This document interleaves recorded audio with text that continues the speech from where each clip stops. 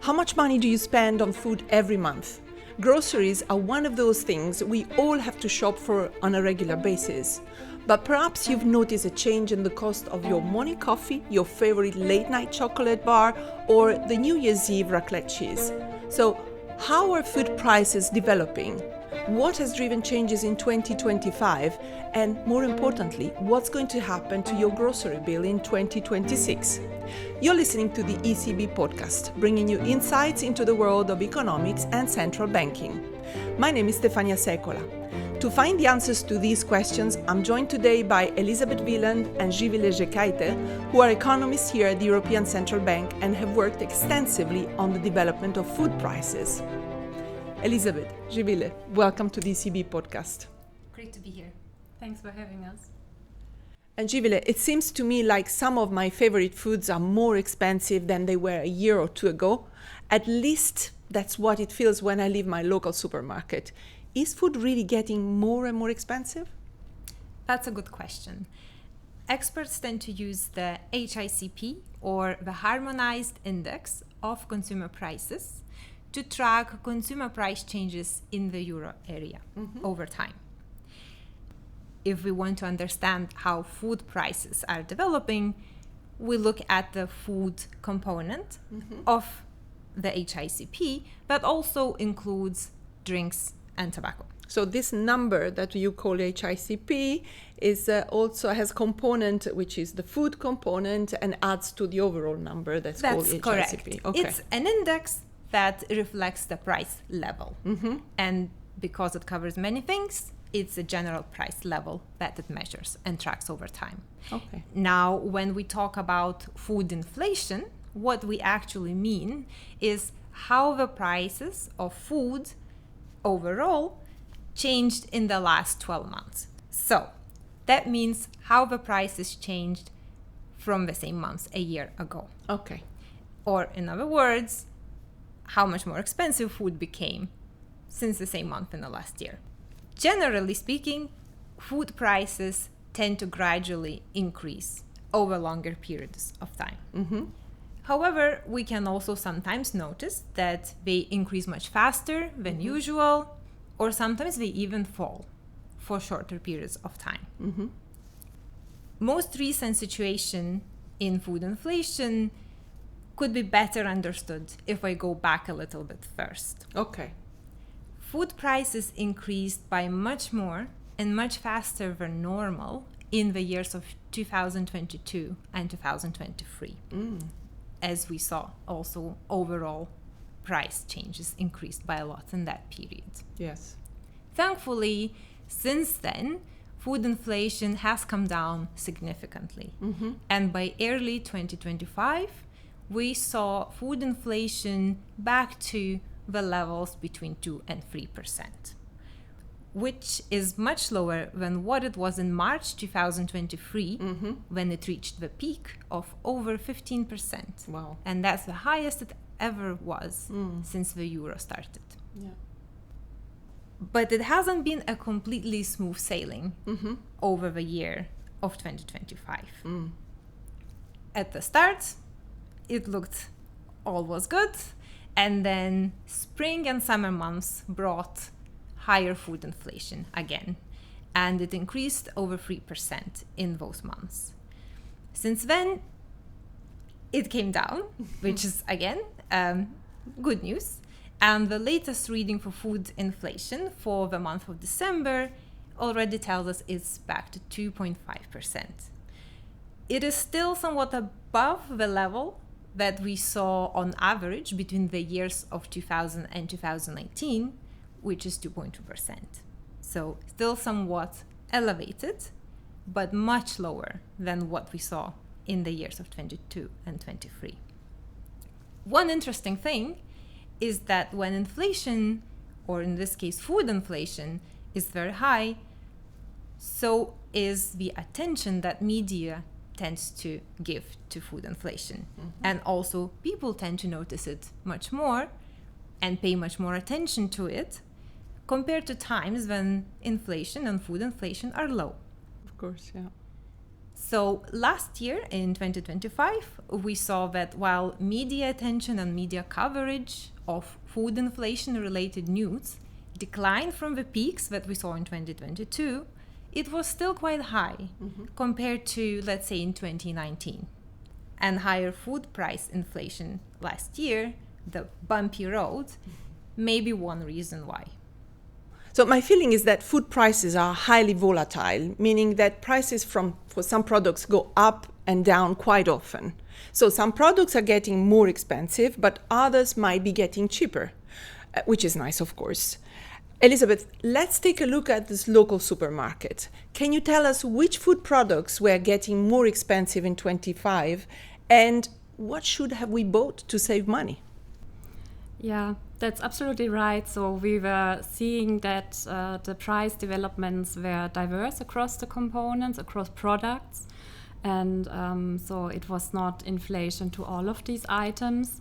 What was a bit astonishing is that since the summer of last year, the prices of a few number of items only rose of products. For example, coffee, cacao, meat prices. So, and these are items which are typically bought by everyone, right? So Sure. it's part of what people tend to buy quite often, and that's also that they notice that prices changed, and in that case that they rose quite strongly in comparison to last year. So if you take, for example, coffee, so you mentioned it already, everyone has his or her cup of coffee in the morning, and that's the first thing I notice when I want to restock and buy coffee beans or capsules, that the price changed. So this was interesting to see that it was limited to a few items this year. So in total, these examples I gave, like coffee, cocoa, or sweets in general, speaking of chocolate, and meat as well, these prices make up a very small portion of the consumer basket, relatively. But they contributed to more than half of the food inflation we saw in 25. And so it was not like broad-based across all the products, and still there are some prices of products where we see they are cheaper even than last year. So should have we been a bit more healthy in 2025 and eat less cocoa, less coffee and less meat and buy something else instead? It sounds like a diet suggestion, but it can. So the thing with food items is that prices are very volatile and depend on several factors which could impact those prices. So I would refrain from giving here some tips on having nutritions to refrain from tips on your diet, but. Yeah, what we also see is that prices of some items are also cheaper than last year. For example, vegetables, the prices decreased in October and November, and also butter, the price is much cheaper than last year of the same months. This is why food prices can feel also very volatile, because they change quite often, and some products change differently than others. And yeah, it's interesting to look then at the overall food basket and to see what is currently driving the overall developments. So then this begs the question, why are some products getting more expensive than others? Usually there's not one single factor which is driving the product's price, but the examples we discussed before, like cacao, coffee, and meat, there we could track down at least three main drivers, I would say, which led to the price increases we observed during 25. So one big main driver is the commodity price of a product. And by commodities, you mean raw produce? Yes, exactly. So what the firm then uses and processes further or sell further, and these commodity prices have increased, and it's also driven by several factors.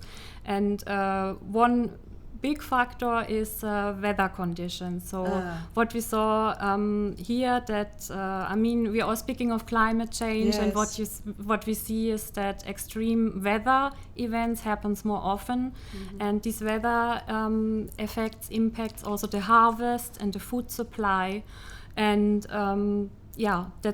that's why it can lead to a rise in the raw price of a material, and this is what we actually saw with coffee and cocoa. And you mentioned that there are 3 factors. So what's the third factor you had in mind? The second factor, sorry. The second factor, which is for sure important, is supply demand as always. I see. So, I see. for example, take the meat price, where we saw also an increase. In Europe, the supply of meat, especially beef, has declined. But if consumers still want to buy beef, then the price increases. I see. So it tends to rise. And so this is important, how the supply conditions match the consumer demand. And the final factor are higher costs, which are involved in producing these products, like along the production chain. So not only like the input price we spoke before with the commodity price, but also like wages, transport, storage costs is one example.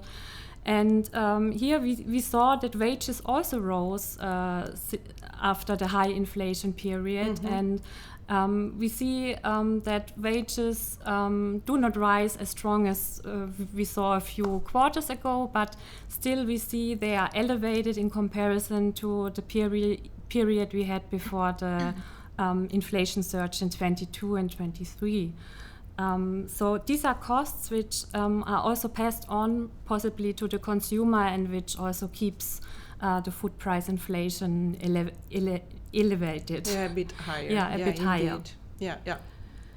So for a product, these are always several factors which impact its price. So it's always a combination, and depending on how much it impacts the product, that's also how we see that the prices behave differently. Yeah.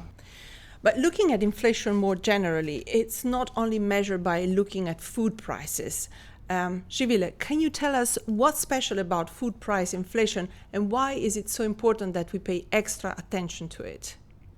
Indeed, consumer price inflation is measured on the basis on quite broad consumer basket, and it covers many goods and also services that people in a country buy, and not only what they buy, but also how much money they spend on it comparatively.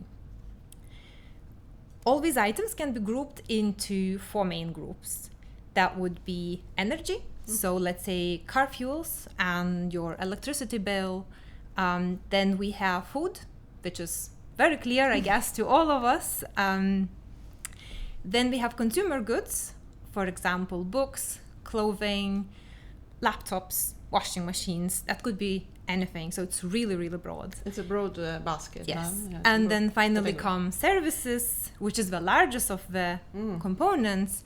And that also includes things like insurance that you pay for your car, or could be eating out at a restaurant, going to the theater, and so on and so forth. Okay. So it's really broad. But you're also right that food appears to have a special place in people's heart and mind. That's very true. And also stomach, no? And also stomach, indeed. And this is true for both European countries and also non-European countries. So it's a global finding that people do pay more attention, or they treat food inflation as special compared to inflation across all other items. There could be several reasons for why we do that. And one reason is that we spend quite a bit of money out of our total budget on food.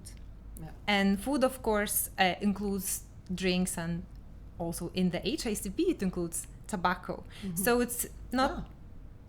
Yes.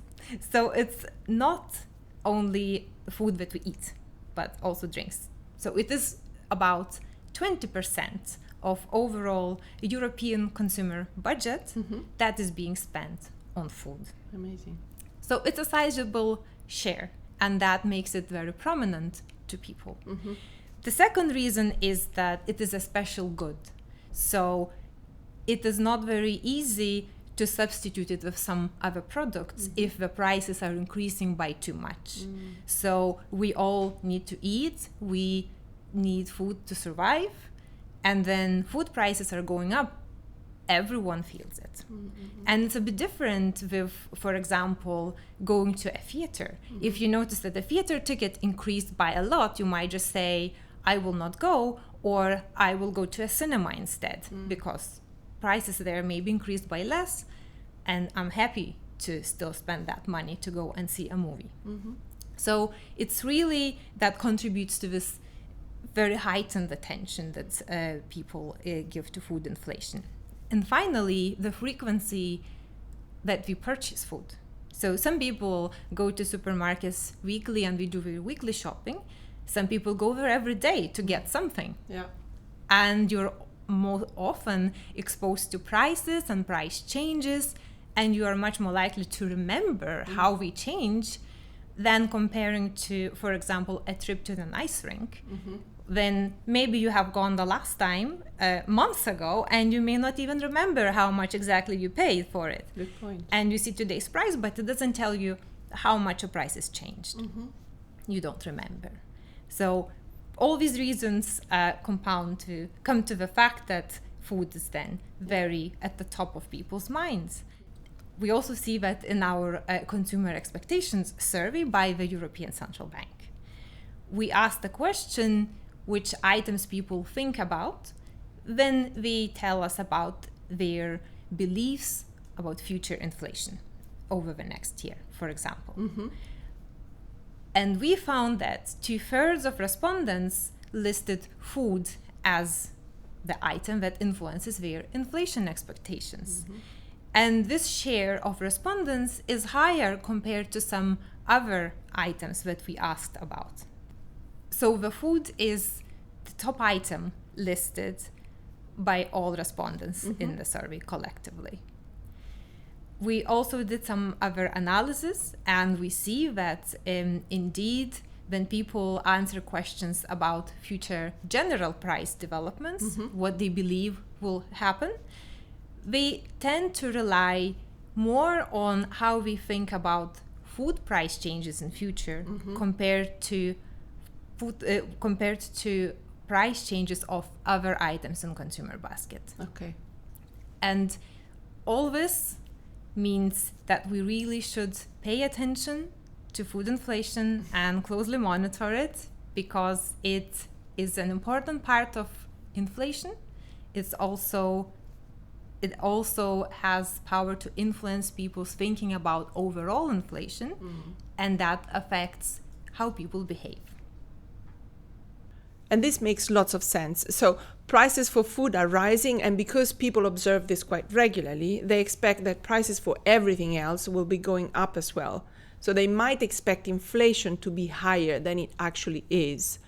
And so having price stable for food, it's important for everyone, for consumers because it affects how much we can buy with our own money, and for central banks because it affects inflation expectations.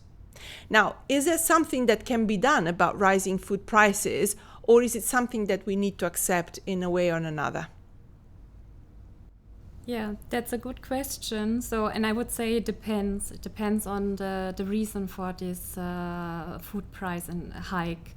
So what we would distinguish is between a temporary food price shock, where we see that it will vanish over time or in a very short term, or more structural price developments going on. So this would be important to disentangle.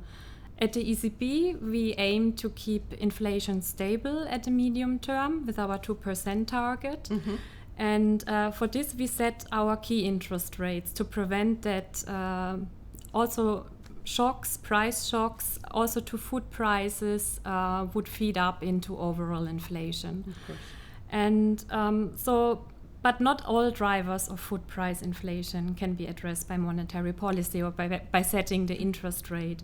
So if you think of structural factors such as climate change, which we discussed before, climate change, we see a lot of extreme weather events happening more often, which impact harvest, which impact the food supply, and this shows up then in the prices. So if extreme weather events are becoming more frequent, these effects cannot be solved by interest rates alone. So what I mean is that some food prices might ease in the short term, and some food price increases might also require long-term policies. And so it's important to disentangle this temporary versus structural effects, so that we don't, as a policymaker, overreact to short-term noise in the inflation data. Okay, got it. And now, looking into the future, how is food inflation expected to develop in 2026? And what will our grocery bill look like? So, the latest inflation projections of the Eurosystem staff were published back in December, so are quite fresh and helpful in this context. According to the report, Euro area food inflation is expected to decline somewhat more over the next months, and over the summer month it should reach levels just above 2%. From there on, it should be relatively stable. That is, food inflation rate should remain relatively stable at that level. Okay. So if we take 2026, the year as a whole, the average food inflation is then expected to be 2.4%, which is less than it was last year. So that is good news that while prices are expected to continue to increase, they will do so less fast. Okay, so this is the good news. Yes.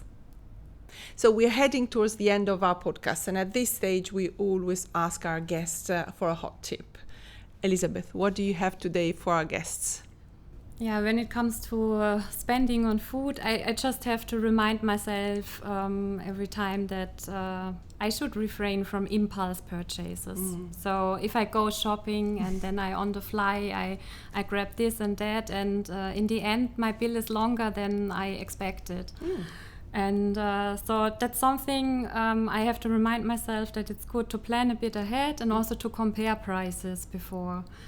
So, I mean, nowadays it's super easy, right? So even for food prices, we have price comparison websites or even apps where you can track a given product. And we all know that prices are different depending on where we buy them. The price can differ across the brands or the stores we go to. And if we compare a bit of prices, this can make a bit of difference in terms of spending. Thank you. And Zivile, what do you have for us? I have one tip that some people perhaps hopefully find useful.